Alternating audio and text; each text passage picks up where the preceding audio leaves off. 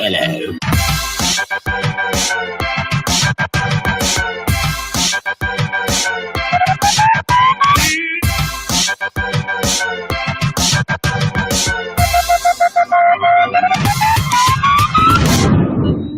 Hello, everybody, and welcome to our Week 8 recap show. Nicole, how are you doing? I'm doing really well. I just saw a lot of rainbows and psychedelic stuff and shirts, so I'm really excited. You just made me see a lot of stars and rainbows and psychedelic. Nicole was not, spoiler alert, Nicole was not in front of the camera 3 seconds ago. I had a tiny issue with, a not charged device, but we are now plugged in. We are ready to go. Life is good. We appreciate the support. We want to say hello to everybody wherever you guys are watching. If you're watching on Twitch, don't forget to follow us there. YouTube, give a thumbs up and a like and subscribe. Facebook, make sure you're following that page. If you're listening to this in the future on your favorite podcast provider, give us a nice rating and review. And of course, if you are watching in the TV Co app, click the blue follow button so you're alerted all the times that we go live. We can see all the chats in all of the places, so go ahead and leave your comments in them. And you can also share the show for you guys watching in TV Co right now. We see all of you. And lastly, you can tweet questions with hashtag TV Co Live if you would like to as well. Nicole, are you excited that we're live everywhere? I am super excited. This is incredible. I love it. I love it as well. Well, you know what I love more than being live everywhere, Nicole? What's that, Eric? Our guest. I almost want to steal the intro from you, but I would not do it. I'm sure you have one planned. So, Nicole, take it away. Yes. Okay.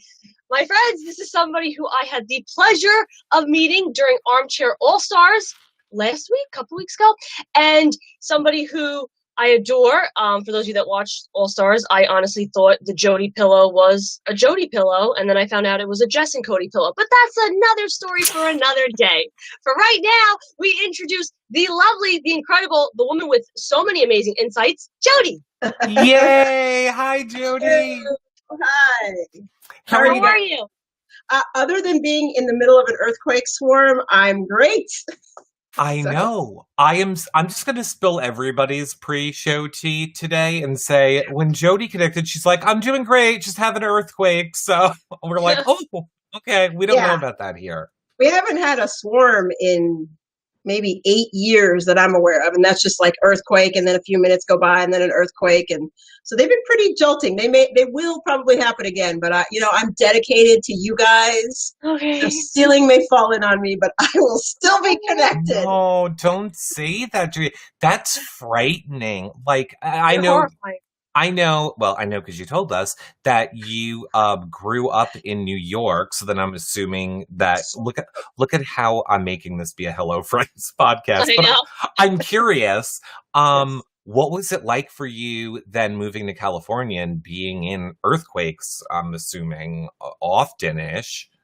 Well, I mean, I lived in New York until I was 9, and then I grew up in Colorado, and then I moved back and when I was after college, and I lived in New York City and Brooklyn for 5 years, and then I moved to Los Angeles and lived there for 13 years, and now I live in the low desert. And yeah, honestly, they take a minute to get used to, but then they're not very regular, or it's just a little one where you're like, oh, whatever. But today they were bigger. Like stuff fell, a few things, not much, but I was in the door jam, like, okay, what's going on? My dog's paranoid and petrified, so not fun.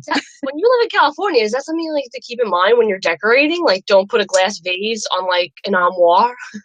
They just, knock on wood, they just don't happen often enough that, I think about it, but I don't even make any real changes in my decorative accoutrement. I don't know. You don't have to say this if you don't answer this if you don't want to. You don't have to answer anything you don't want to, Jody. But are you close to the Big Brother house or not really? I am 3 hours and 20 minutes from the Big Brother house. Wow. Yeah, 3 hours, maybe 3 hours and 7 minutes. How about that? Yeah, Darn. that's more. I was really hoping a light would have shook loose and injured Christmas. No, you don't wish personal injury on people. But Yeah, really, they don't I feel. I thought we were going to send Jody on a wall yelling mission. I thought No. you were gonna too. I mean, I know where it is. I can find the wall for us. I don't know what wall you yell over, but I am. It's a very specific wall. You got to do it right. Yeah. I used to only live about maybe 15 minutes from there. So Wow. That's Really? Let me ask you this, because this is a hot topic this season. And yes, for you guys, you can put your questions in the TV chat or Facebook or Twitch or YouTube. We're seeing them all.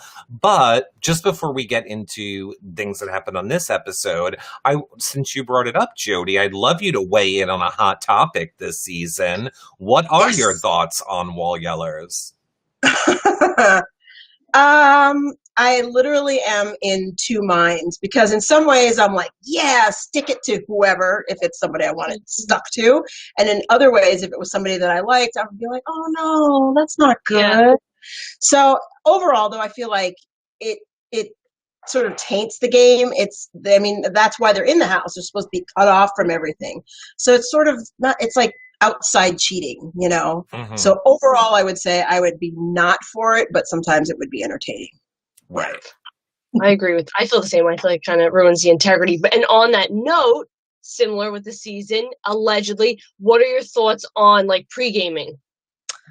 See, that's terrible. I mean, I guess, yeah, it would happen, but I think Big Brother could have done a better job of, maybe surprising people, like making, I don't even know, but or just trying to you guys know, you sign, or at least Nicole, you sign like these giant things, these contracts about what you can and can't say. Like maybe they could scare them a little bit more so that I was so scared. I tell anybody I signed that NDA and I'm like, mum's the word. Yeah. Then you realize they don't care. I mean, they really don't.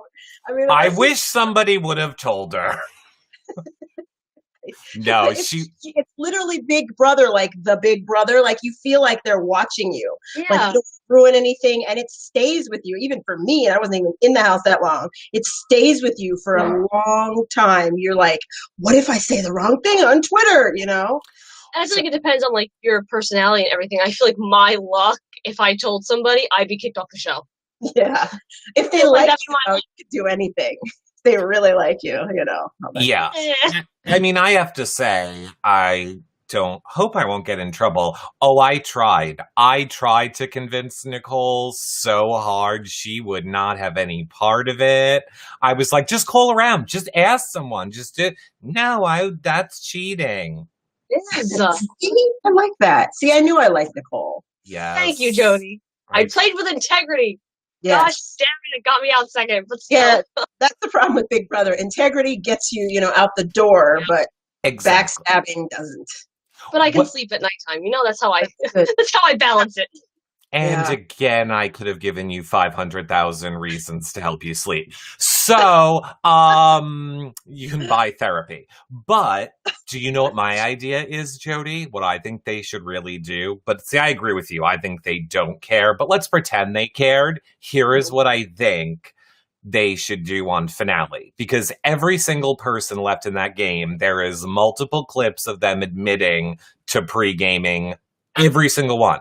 So whoever wins, I think Julie should hand them the check and then literally go, oh, but wait, before we end, here's this contract that you signed where you agreed to not pregame. Here's the clip of you saying you pregamed. We're going to take that check right back. Future players, I suggest you don't pregame. Good night, everyone. Oh, and then they split the money. Better is if Zingbot did it. And yes. He came out, yes, you don't get the money, Zing. Yep. Oh, that would be the best. And then, fourth place winner, David wins, Oh, I think David has a really good chance of winning, actually. I too. My prediction is he's going to magically come in second. That's my prediction. That's how I feel like he's going to make it to those final two chairs. I really do. Mm-hmm. Yeah. I think, well, but then I guess I'm discounting the jury being made up a lot of committee members. My thought is if David can make it to final two, I think Devon, being the first juror, is going to really plead a case for David. Well, I think she would have done it for Kevin as well, week after week after week. But if the majority of the voters are going to be committee members, they're going to probably want a committee person. Though, they don't like him. I think they just that's stick true. to it. David in Memphis, David wins. Yep. And when you think Ian's in jury, Davon's in jury, True. Kevin will be in jury, Enzo's not really a committee member. Yeah. Certain members are going to be butthurt. If Christmas gets sent home, I could see her being a little bitter toward her alliance. No presents under the tree. Yeah. Oh, I think it's going to 100% be a bitter jury. Now, originally, I said I did not think it would, but yeah, I think it will 100%. Go ahead, Jody, I want to ask, because Lefty in the chat is asking you, Jody, what do you think about David taking the money while on the block? You know, we talked about this on my TV co-show. Okay, so first I want to start off with, I like David. I really do. I think he's probably a good person. Maybe it's because we both got kicked off very early, but he's like awkward. And some of his decision-making skills, I'm like, what are you doing? So from like not pleading his case to Davon, like you would have had to drag me out of that house. I would have been like, Davon, I did not do that vote. I said that stupid crap about the power. I lied. It backfired. You guys all knew. This I did not do. I swear on my grandfather, my mother, like whatever you want. Like he should have been pleading with her and she would have believed him if he pushed it, but he didn't. So he does a lot of things where they're like, hey, David, what are you doing? He's like, nothing.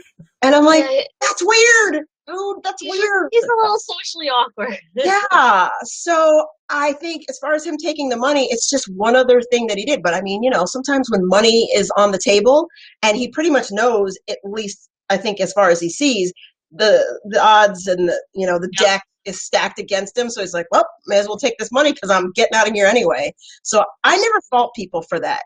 I really don't. Like when you're like right there and you have an opportunity to get that money, it's very different than when you're at home in your living room going, you shouldn't have done it. Yeah. Oh. And especially too when you don't know someone's like home situation, financial situation. Like we don't know that. Yeah. I mean, I would, $10,000 would help me. So I feel as though, if he's in that moment, oh my gosh, this money could help me. I'm outnumbered anyway. Might as well. Yeah. Yeah. After taxes, you're like, okay, $7,200 is still a lot of money. Yeah, that is. And I mean, David, we didn't really see it on Sunday night's episode, but David was getting the blame for taking the money in the HOH competition from everybody. Right there is why I thought David should, tonight we saw in the POV competition, David taking the money and his logic being everyone was at, their spots except for Cody. He couldn't find the correct shirt. He thought to himself, my options are, and he was holding the $10,000 shirt. Yeah. Do I run up there and at least get $10,000, or do I let Cody get there before me and I lose POV and lose the chance at $10,000? That's very valid. I think it was very smart for David to go for the money based on the fact that he didn't have the correct shirt to bring back to OTEV for the round. And now maybe, I don't know, have they shown anything on the live feeds where it's a discussion? Because I keep hearing that Kevin is going because Cody, it's kind of a personal thing. But does he know David, does he know he isn't going? Or does he suspect? He knew he was not going. I mean, he was being told he was not going when he took the money. So, yes.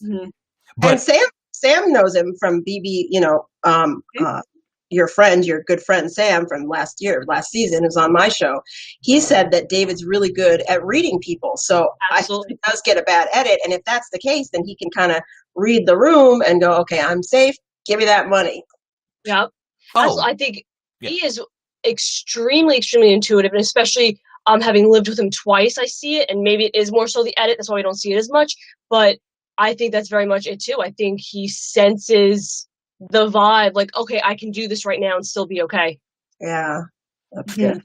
Yeah, I mean, I don't fault David at all for going for the money, number one. And I see Angie in the TV chat says he winked at David. He winked at Tyler privately and said, "I'm still here," and with $10,000. So David knows what he's doing. He knows. He knows he's gonna win the whole thing. And I could see David and Tyler, if they're like down to like their last few, I don't know who would have to be left, because they already had a relationship early on. Yeah. And Tyler's really, really smart. I'm a big fan of Tyler. I think that they could both kind of work against someone if Tyler and David and say Memphis are left, you know? So I agree with that. Like, Christmas. Despite being in the committee, I could see Tyler being like, nah, Memphis, I'm taking David. Yeah. 100%. I guess see. And to answer your question, Jody, so on the feeds, yes, what we saw since Sunday night's episode and Kevin telling Cody the world doesn't revolve around you, then basically Cody went on to retell that story. 100%. Even like living with him, I viewed him the same way, very even-tempered, like calm, cool, collected, like don't let anything bother him, just play the game.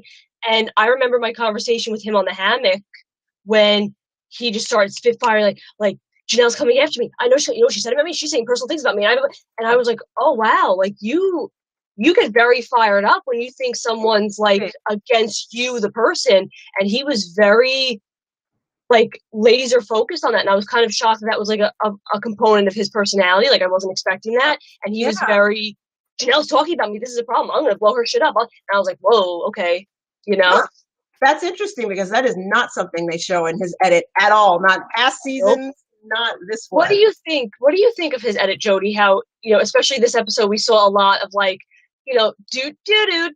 Oh, Cody, you're so dopey, but silly, but cute. Like, you don't know that a Texan is a person. You're so dumb. Like, what do you think of that? I don't know. That's exactly what they're doing. Like, first he was like, on his first season, he was just like the hot, nice guy. And now they brought him back. And, you know, Big Brother likes to knock people down. They like to build them up and then knock them down. You know, in the DR, they have you say things that are like, well, why did he say that? Or whatever. And I think this is them doing that.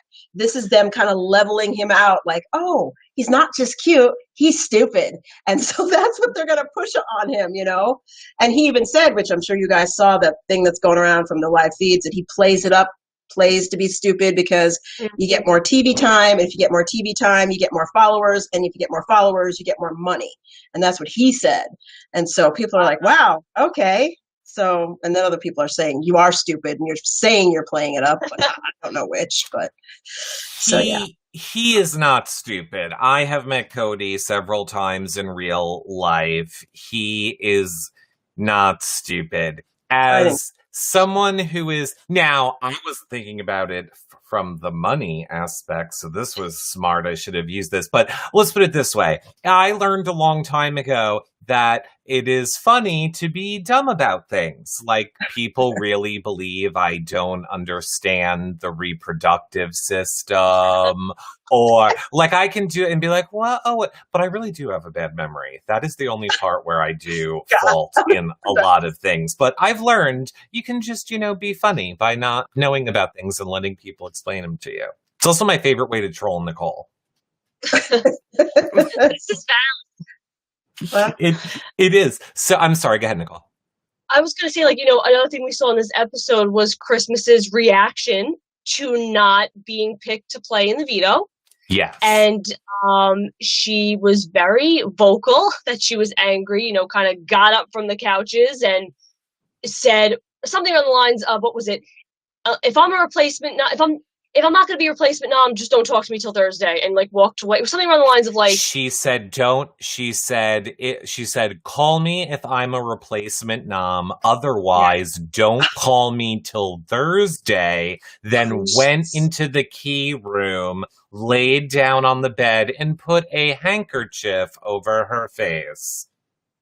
Oh, well, she's very temperamental. I mean, we know the whole thing with her history and running a dude over or whatever. Yeah. But I feel like she treats the committee like La Cosa Nostra, us, my fellow New Yorkers, a mafiosi group, right? Yes. And I'm loyal to the committee.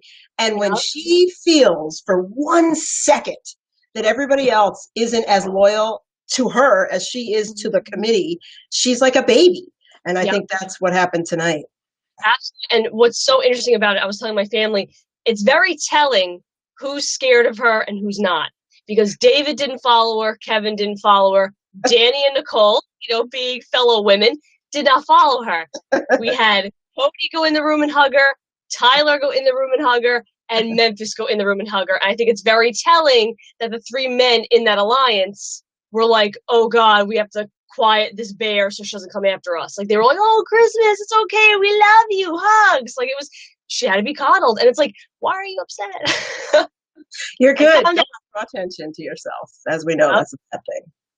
So, another common theme that we saw on tonight's episode, or in general, I feel like over this week and for a while now, is Enzo saying things like, it's ridiculous that David and Kevin keep getting put up. And if I win the POV, I'm going to use it because they shouldn't have to go home again.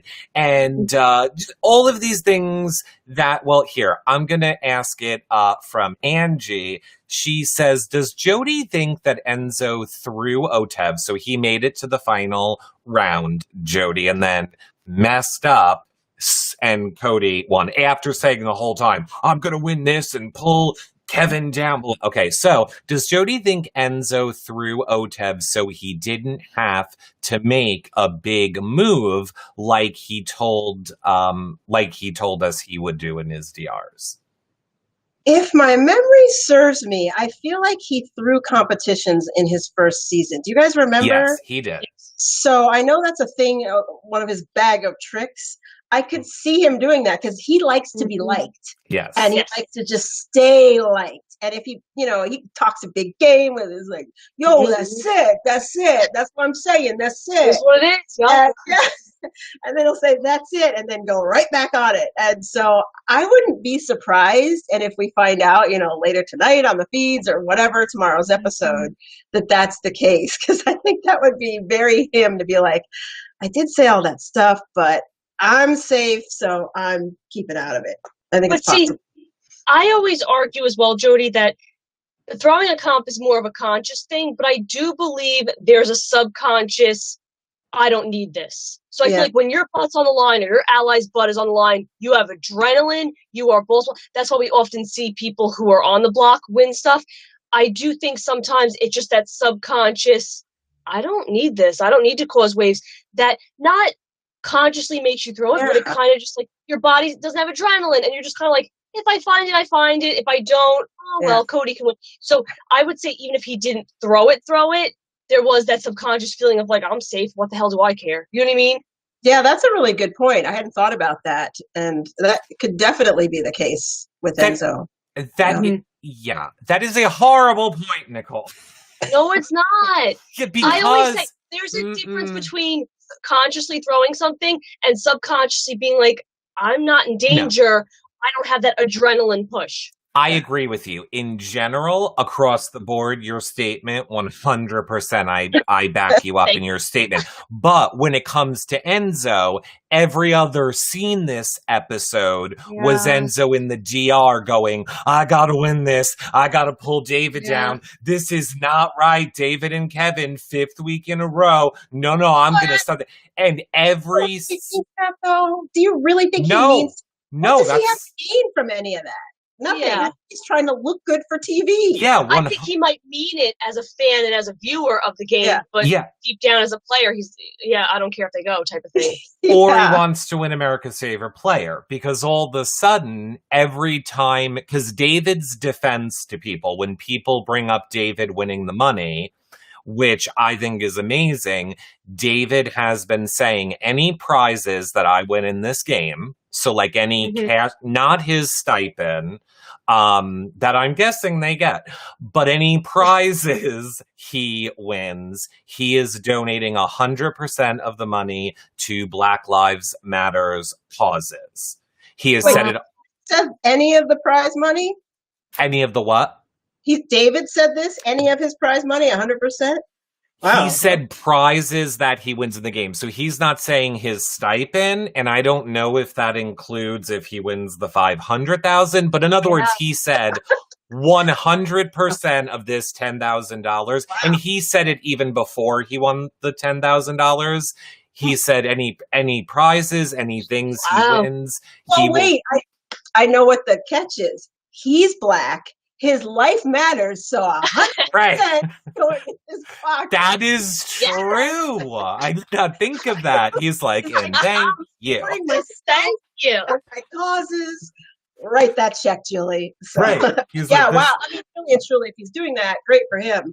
Yeah. I mean, I would want to keep the money myself. Maybe donate a small portion to a charity, but girl's got to pay her bills. Amen. I mean, yeah, I think that my point was, I think that's why Enzo, because every time David says that, Enzo will literally start a monologue about like, my kids, single dad, my money's going to my kids. They have a college fund. I think David saying that in this past week has woken something up in Enzo and made him go, America's favorite player. What am I doing? He just wants to look like a good guy too. Like, oh my gosh, David's giving a charity.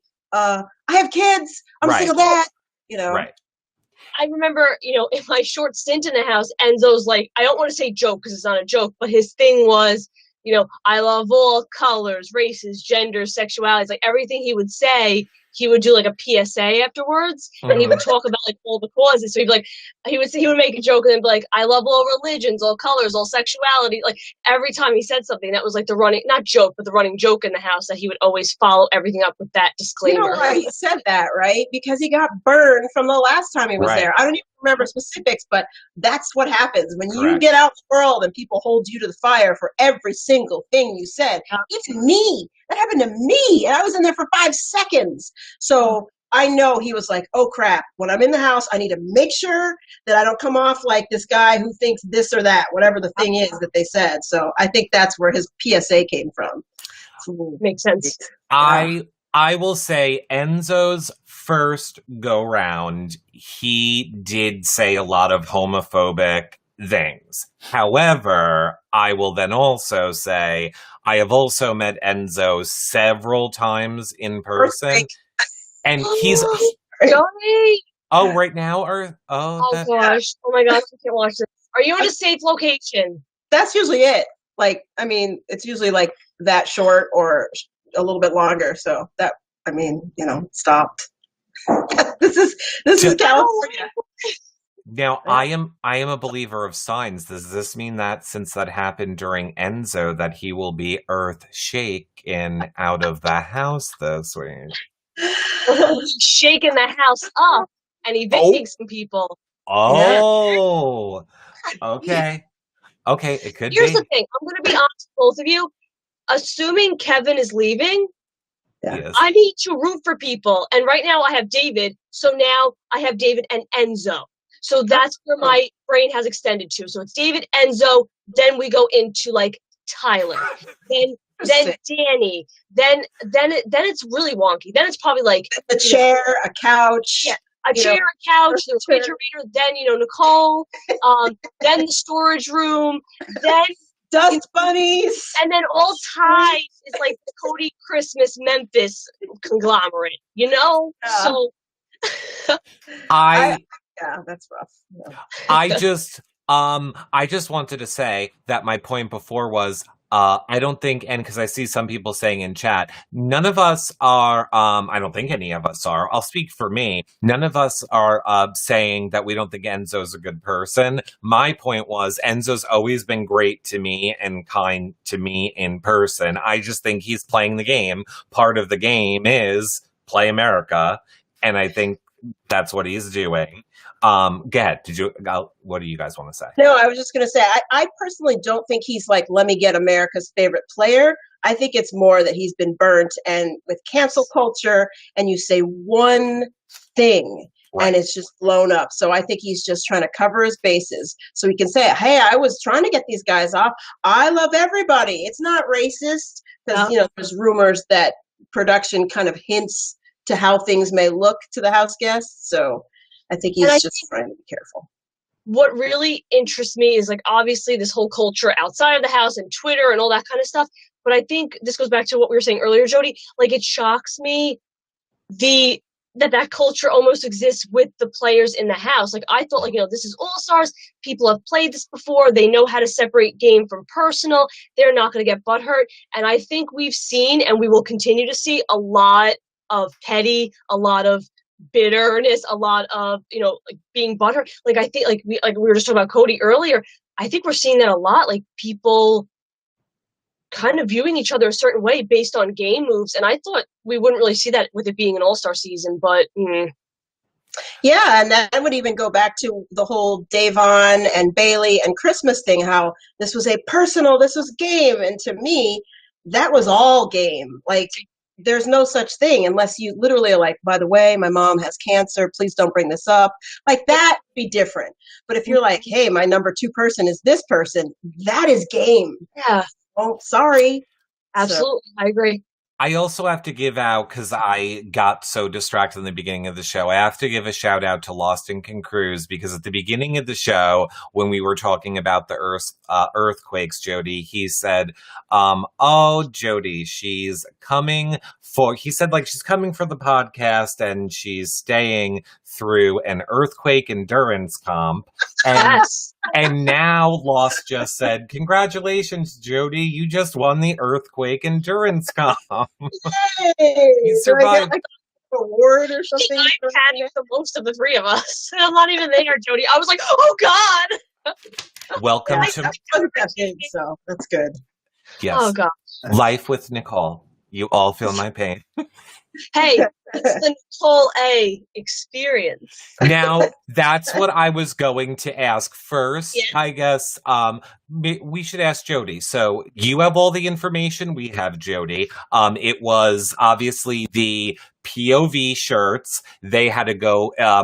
OTEV was this psychedelic lizard who did nothing scary. Clearly, I mean, I knew this was happening. I tried to hint it to people on the show yesterday. I knew there was going to be no liquids involved in this comp.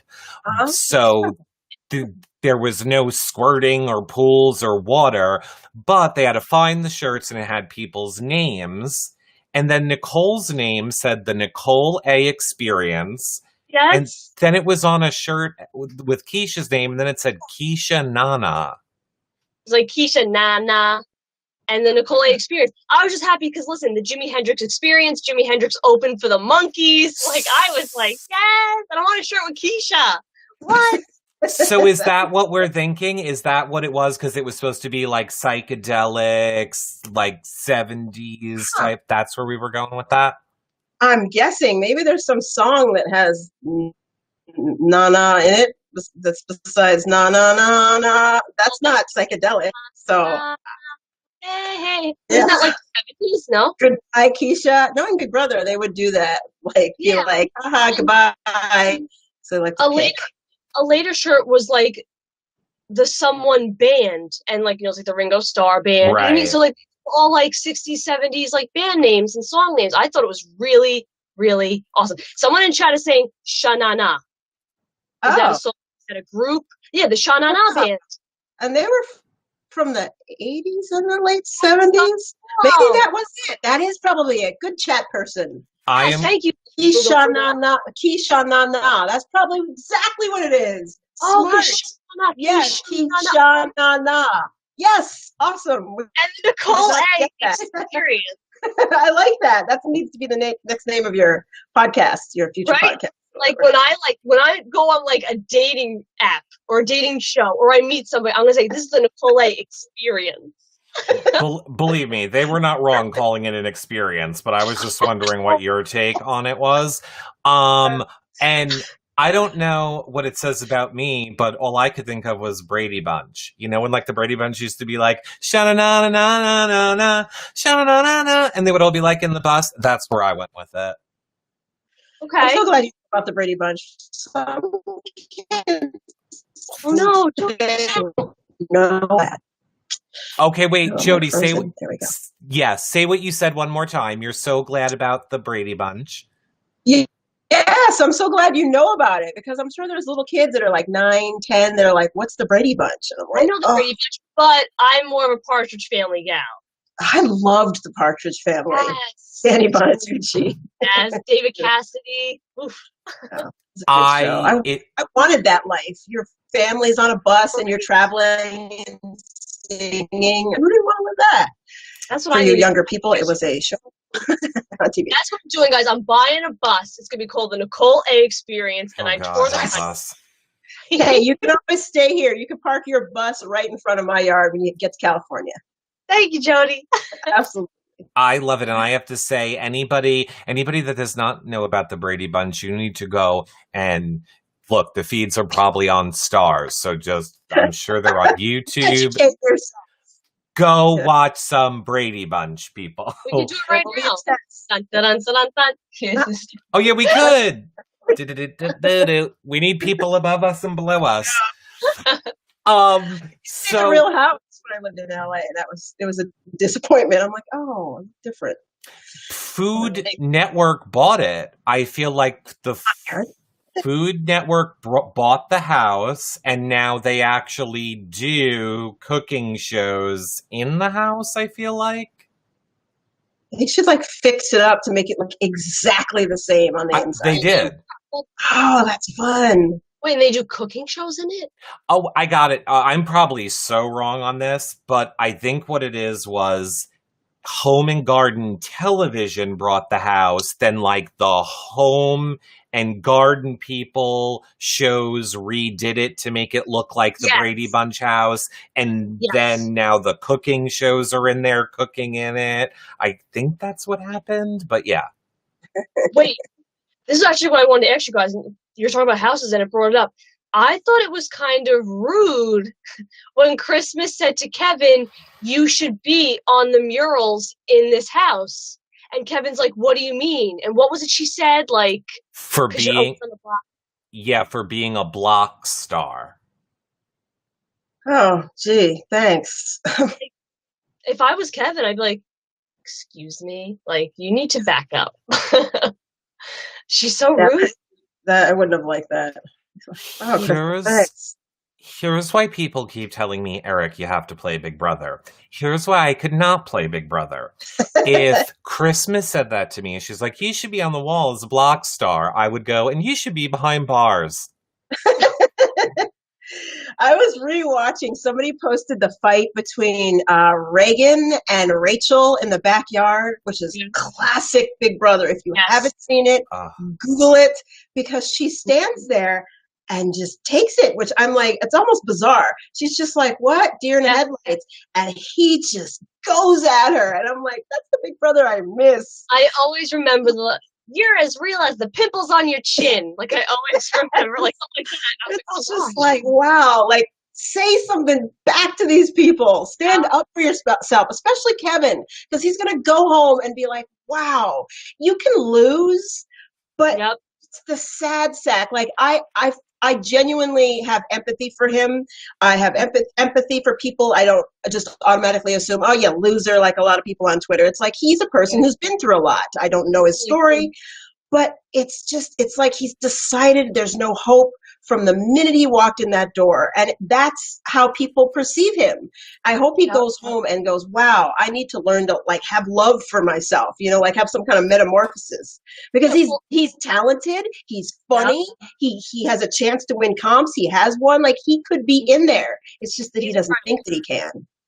And that's the thing too, like, you know, he's spoken previously about like, you know, being in the LGBT community and, you know, his family having like, what's the word for it? Like ostracized him because of their religion. Oh yeah. Terrible. And tonight he talked about, in regard to like the communities, he's half black, half Japanese, right? Japanese, yeah. So he explained that he like is not black enough for the black community, so he doesn't really know where he fits. So any group he interacts with, he's viewed as like an other. And he said walking into that house, by everybody, it was like Kevin the other. And that really broke my heart to like hear and watch. And like, I don't know, like it's those moments where I was literally in my living room crying and my family had to console me, because I'm just like, like if I was there, like he could talk to me, I could hug him. Like he's like, everywhere I go, I'm an other. And I was like, Kevin, you're not an other in my heart. Like, so like, it's tough to watch, especially when you live with someone, you know? Yeah, he needs to find a way to work on that, because I experienced the same thing. Like I'm black. I'm like, I found out from ancestry.com that I'm like 20% Irish and Scottish and Norwegian, believe it or not, all these other things. Didn't know that, but mostly like 80% West African. But I grew up around mostly white people, Colorado. And then they would be like, oh, well, you're not us. And then when I was around black people, it was like, well, you sound like a white person and you don't talk like us. And so I understand what it's like to be like, wow, I don't fit in anywhere. And then people presume that because I am an outgoing person, oh, she's totally secure and has no issues. But I understand exactly how he feels. But he needs to pull himself up and find that confidence and that strength and that belief in himself, because that's what people are reading. It isn't that he is an other. It's that when you present yourself in the world like, you probably don't want me around, people will not want you around. If you go in there and you're like, I'm somebody. I mean, you can go back down the line. Look at James. Just he's the first person that came to mind. Short Asian James. Like everybody loved him because he was just like, I'm in here. There's less Asian people on Big Brother than there are black people. Yeah. So, and he's little, not the most attractive guy, but he was cute. Everyone loved him because he went in there and he was like, this is who I am and you're going to love me. And that's what Kevin needs to do. That's all I It's so well.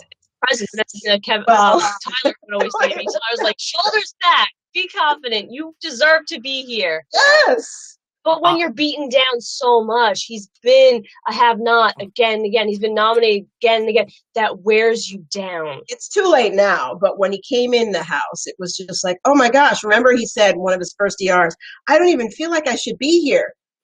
No one else felt like that. He had every right to be there. I mean, yeah, he may not be who we consider an all-star, like a tough player, but he was invited back. He was there.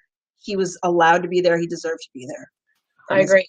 I completely agree. I think, well, first I have to just say this, one little side note of, speaking of the Reagan and Rachel fight, if anybody has the video, you have to tag Nicole, Jody, and I in it. Somebody like a year ago, they redid the fight with the Snapchat filters, and then they put the voice changer on it. It is the funniest thing I've ever seen in my life. So it's like fast, and Reagan's in the high voice, and Rachel's even in the higher voice. And I think they had like the baby faces or like the weird, like it was hysterical. So if anyone knows that one, but yes, and 100%. My heart went out to Kevin tonight, hearing him say how he doesn't fit into any community. However, I completely agree with you, Jody, that he needed to go in there and demand respect from these people. Or like, for me, I know as a gay person who was beat up his whole entire life going through school, the way that I learned to win those people over was like, well, then make them laugh. Like, you learn to adapt. And I know Kevin in the real world. He is so loving, so outgoing. He's runs an ad agency. He literally sells himself for a living. Yeah. What I honestly think happened with Kevin is, I think like a lot of us, Clearly I should not even say this because I feel like I'm diagnosing Kevin. I'm just going to say, looking at Kevin, I feel like he's depressed. And I feel like he's trying to make himself be upbeat, but he's actually going through something and going through it in front of America, in front of these cameras. And I feel bad. Not that it's an excuse, but it seems more to me than just, oh, woe is me, Kevin. It seems like he cannot get out of it. Even when he put on drag with Nicole in the first week, which should have made him so happy, he was like, no, I don't want to do this because people are going to judge me and look at me. Yep. And blah, blah. Yeah, he's very stuck with what people are going to think, which we all have some extent of that. But like you said, you really put it well. Like when you go in and you ask permission, like metaphorically ask permission, will you like me? Mm-hmm. People don't like that. Yes. To go in and go, I'm likable. So want it. See, I would argue, and I hear both of you are saying, because I would argue my insecurities hit me as well. And I went down that rabbit hole of like, oh, they don't like me. But look at somebody like Janelle. She walks into a room and commands it. Someone like Kaser walks into a room and commands it. Mm-hmm. They weren't with that group. So it was like, you're out. So I think it's just that side versus everybody else. So they were already like, ew, all of you are out. I don't care if you're confident or not. You're just out. And that's what made the not confident people spiral even worse. Yeah. I think that's sad but true. You know? Yeah. I'm sure Kevin walked in and was kind of like, and then once he realized, oh, this is weird, Cody doesn't know who Keisha is, but is already making an alliance with Memphis. Something seems odd here. Yeah. It's almost like we don't have a chance. I will also say one of the really cool thing of tonight's POV was because there was no water and no anything, just the whole backyard was filled with inflatable pool toys. And I mean filled. Like there must have been thousands of beach balls, floaties, unicorns. Whose job is that? Oh my gosh! Ew!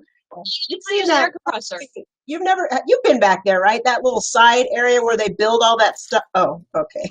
There's a whole like work space just on the side of the backyard, and all these props and all. It's like Santa's workshop. Yeah. They're just in there making things happen. So that's what's funny, Jody. I never knew that until last year when we had the battle back and Camp Comeback was leaving because, three of them were going home. So David, Ovi, and Kemi went to leave and they opened those doors and it was like Home Depot. It was just like tools and equipment and and I was like, wow, I want to walk through that. Like I thought it was just like right to the parking lot. I didn't know there was like this warehouse. It was really cool.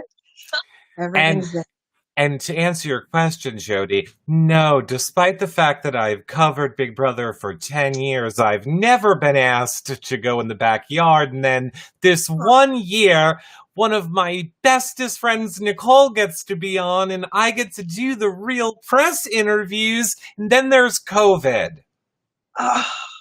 Yeah, you this close to backyard interviews. I still don't know about finale. This season should be called This Close. Be on Zoom. Don't know. That would stink on Zoom. Ugh. I know. I think. Could you imagine? And then my connection's going to be shit, and everybody's going to come through. It's going to be, Nicole's frozen. Who gives a crap? Or better yet, if there starts getting to be problems, you can just be like, Nicole, why didn't you trust Janelle Kaser? What? Oh, sorry, my camera's not working. Sorry, I can't hear. Now, Jody, I can't believe that we are almost running out of time. But as you said, you are part of what Steve Moses, Big Brother 17 winner, that I do shows with on Tuesdays. You are a part of Armchair All-Stars, although Steve refuses to call it anything other than Jody and Friends. I didn't even know anything about that. That's hilarious. He literally And I'm like, Steve, you're getting me in trouble. The show is called. No one can find the show, Steve. It's not called Jody and Friends. He's like, I don't care. The other people don't exist on the show. Oh, he's so sweet. He's a good-looking kid. I was like, wow. If I was single young, he came straight. I don't remember. I don't know that. I never asked him. I don't remember. I don't know. I don't. Yeah. Tell him Jody wants to know. Okay, I will tell. Oh, he might. Then, yeah, maybe. Yeah, my husband would be very mad, and I'm very happily married. I really am. But yes, I am on Armchair All Stars. Well, Tuesdays and see it. I have to say, and people know this because I'm actually in the shows, I literally love the show. It is rare that I have time in a day to watch a show.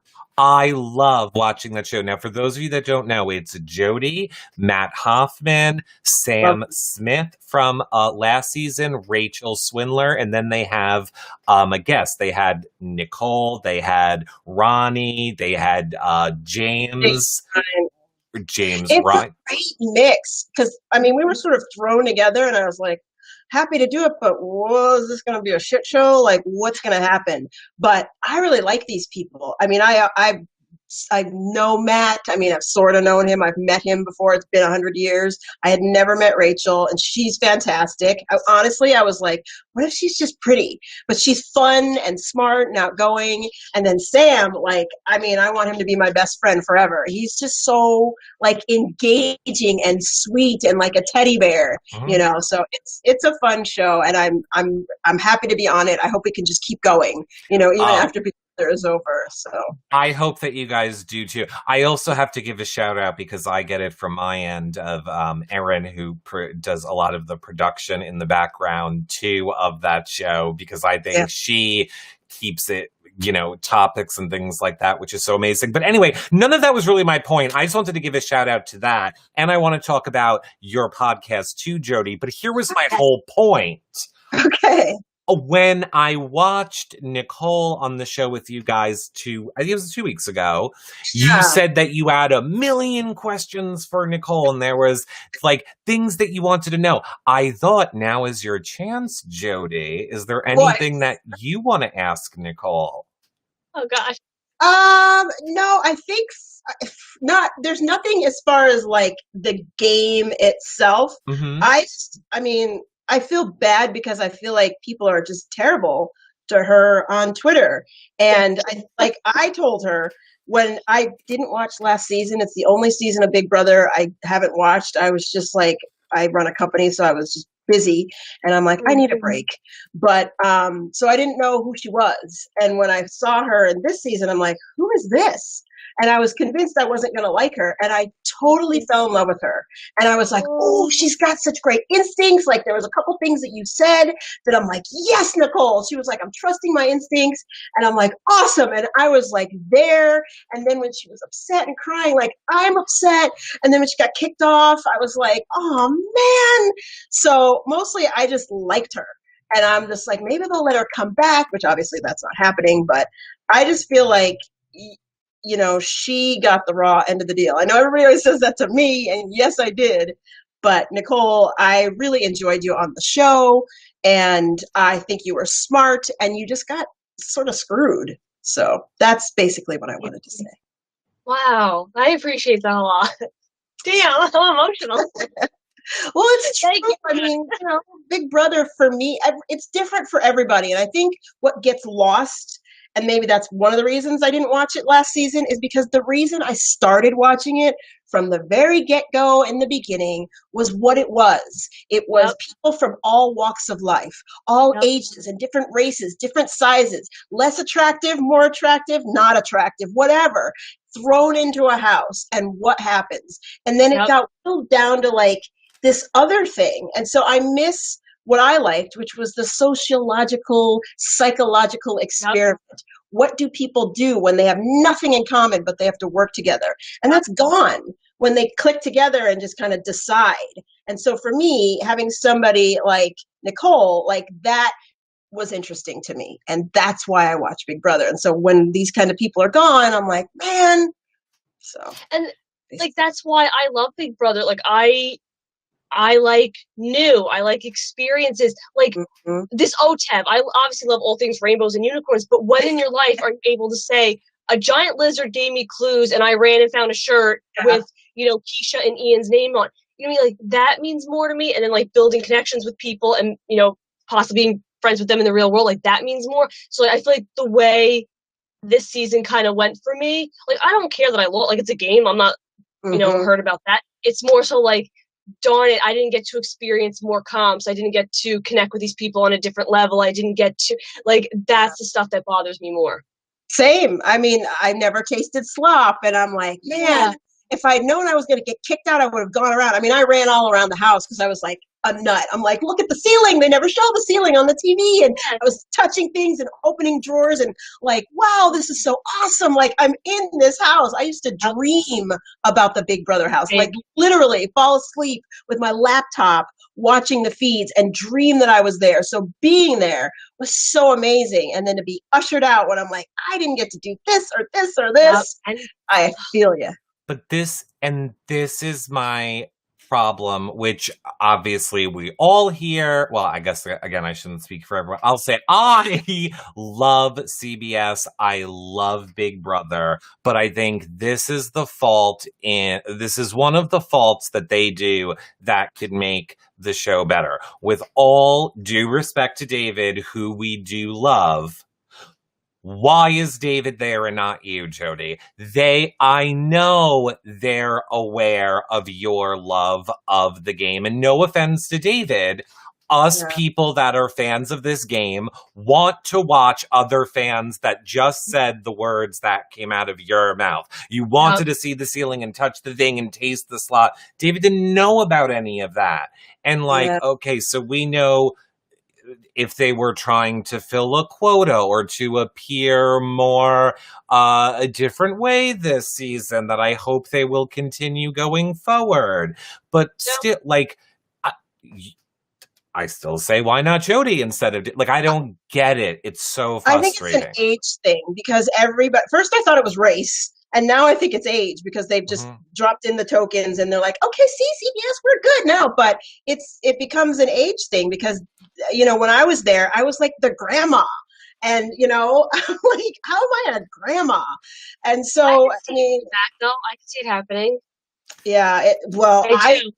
If they had called, I would have gone. It would have been perfect summer to go, but they don't. And I have no idea why. I mean, I had different producers, like the low scale producers, like reach out during the what do you call it? The finale parties and say, we wanted you to stay. We wanted you to come back. You got screwed. And they just refuse. I mean, I don't know. So it is what it is. I hope to see you back, Jody. I have faith. I'm going to pray on it. I think it's going to happen. It's going to happen. I'll be in the house with you. That would be fun. But pre-gaming. I love you, Jody. Well, I know we're almost out of time, right? Like, can I talk about my podcast real quick? Absolutely. 100% you can. I just wanted to say, shout out to Cameron who asked that question of Jody, would you ever play the game again if you were asked? But yes, so now, Jody, you just started up a podcast. Yes. So I did, after the Big Brother show, I did an online radio show called Jody's Box of Reality. Yeah. And it was all about reality TV and like life and all of that. And this time I really wanted to do something that was about sharing stories and talk about uncomfortable things and emotions. And I share about myself and try to connect with people through a podcast. It's not a bunch of interviews, even though I will eventually do some interviews, but I like to talk about uncomfortable stuff. I want to hear what people are thinking about, like, true emotions instead of everything's great, everything's fine. Like, look, this sucks being in a pandemic. Sometimes people are depressed. Sometimes they have anxiety. Sometimes they have problems with food. Sometimes they're alcoholics. Whatever it is, that's what I want to talk about. Real life stuff. And so it's called Big Time Small Talk because I hate small talk. And I wanted to sort of do a play on words. So it's like diving deep into the surface, below the surface. So check it out. Big Time Small Talk. Apple iPod, Apple iTunes, whatever, Google Play, Spotify, Anchor. It's everywhere. Big time, small talk. We are going to put the link below it, below this post on our website, where actually a lot of people have asked us to build a page on our website of these things that we refer people to. So we are going to do that as well, but we will put specifically now where you guys are watching this back in the future, we will have the link to Jody's podcast under this video. And Jody, I don't think that you realized how much you changed my life. What? No, tell me. I mean, I don't even know that I told Nicole this. I don't think you have. So, aside from just loving you on the show and knowing that you're a Big Brother fan and all of these things, I don't know if you remembered that you asked me to do your podcast back when you were doing the original one. And I never forgot that. It was like I was always this person that just covered reality TV and did it on Super Pass. And I was always with a Nicole or a Kevin or with the reality people. And nobody ever seemed to care about me, Nicole. And, and I just remember Jody called and was like, I want you to do my podcast and come and tell people what we're doing. And I'm like, what? Jody from Big Brother wants me? You were everywhere. I mean, it was like you're a known commodity, in my opinion. So I still am 10 years later. Yeah. Others have come and gone. But Where's yeah. Chelsea today? She used to remember Chelsea? Oh, I remember. Not going to answer that. Like, what were you going to say, Nicole? If I could, one other thing. The show is also, it's going to be fun as well. Yes. But if you just take a listen, click like, click subscribe. This isn't just, everybody and his brother has a podcast. Yep. But I have been talking my whole life. I'm actually going to play, I used to make talk shows when I was little, and I'm going to play some recordings that I saved that are on cassette tape. I would make the talk show. I would have sound effects because I realized if you crumple up a piece of paper, it sounds like applause. And I would make sound effects, and then I would do commercials for the show, and then I would sing and do the whole thing. So this is my passion. So I really hope people will give it a shot and listen and tell one person to listen to. So there you go. That's my pitch. Okay. I love that, Jody. Three things really quickly. Number one, Jody, I used to do the same exact thing when I was little. But I used to do it as video. Like, I had a camcorder that my dad got me from like the Salvation Army, and my friend and I used to literally do a news show and like do the commercials, the different segments. So there's that, number one. Number two, Nicole, I think you're out and Jody's in. Number three. No, I love Nicole. No way. No, but number three, and this really is the most important, and I know it's easy for Nicole and I think people think it is easy for Nicole and I. It is not. It is not easy for Jody. It's not easy for anyone that does podcast and stuff nowadays, because we are up against, like you said, television networks. Everyone now thinks it's cool to put out podcasts, and they have marketing teams behind them, and they can dump thousands of dollars every week into it. It means so much for you guys to like Jody's podcast, subscribe to it, leave a 5-star rating, a nice review. It is so helpful. And tell people. Tell people in your Facebook groups. Tell people at work. Tell your mailman. Just tell people. Yeah. Yeah. Tell someone. I always say if you like I'm doing this. I've told myself I'm doing it for 4 years or 200 episodes, whichever is longer. Because I'm very passionate about this, and I'm like, I'm just going to keep going. I'm just going to keep going. So being able to connect with you guys is a great place to start. Can I just say, when I was younger, I would spy on family members and take notes in my spy notebook. I locked my parents down the basement. I was convinced I was Harry Potter and had a spell book. So I didn't do journalistic things, but that's hilarious. And I have to say, I also had a 5-year plan. Here we are 10 years later. However, I was on Big Brother All-Stars intro. You are. So there you go. That is as close I ever got to my favorite show ever, and I'll take it. So far, anyway. So far, never know. I agree. I know. I like my friends and my family and the community I built, so I will never play that game. We love you so much, Jody. Nicole, Jody. final thoughts.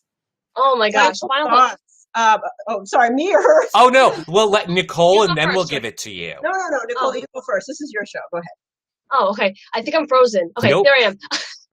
Okay, my final thoughts. I had said this. I think I said it during Armchair All Stars, but maybe I said it after the fact.